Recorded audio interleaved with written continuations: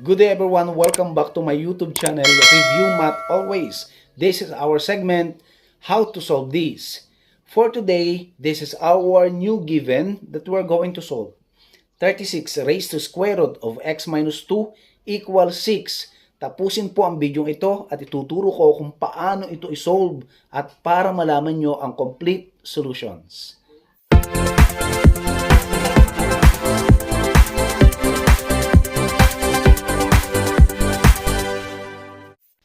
How to solve this? Ito na nga yung ating given. 36 raised to x minus 2 equals 6. Paano nga ba natin ito sagutin? Okay, kailangan lang natin gawin ay i-balance yung ating base sa left and right side. Okay, now sa ating 36, paano natin hahabulin yung ating 6 base sa right side? Kailangan i-convert natin ito muna sa exponential form na 6 squared. Okay, and yung matitira naman sa kanan ay 6 raised to 1. Okay, gawin nga natin. This will become 6 squared. Then kinopya natin yung remaining exponent sa taas, square root of x minus 2, then equals 6 raised to 1. Pwede na ngayon natin kansilin ang ating base na 6. Then bring down the exponents. Exponent in left, which is 2 times square root of x minus 2, at exponent naman sa right side, which is 1.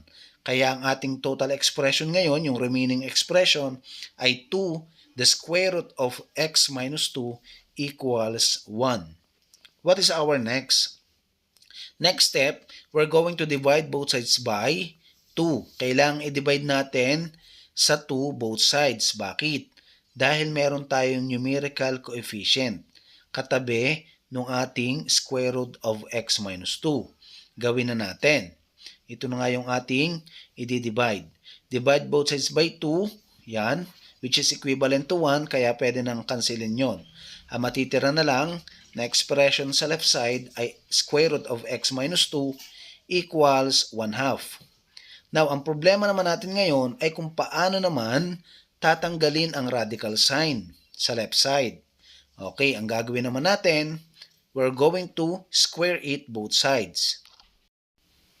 We're going to square it both sides from the given square root of x minus 2 equals 1 half. Yan, in-square na nga natin both sides. Na kung saan ang magiging sagot natin, pwede nating ma-remove yung ating radical sign sa left. Ang matitira na lang ay yung radicand na x minus 2. Then equals 1 half squared. Ano ang magiging sagot doon? Okay, ang ating next step, we're going to simplify it. This will become x minus 2 equals 1/4. Ito na ang naging sagot natin. X minus 2 equals 1/4. Now, we're going to find the value of x by simplifying it.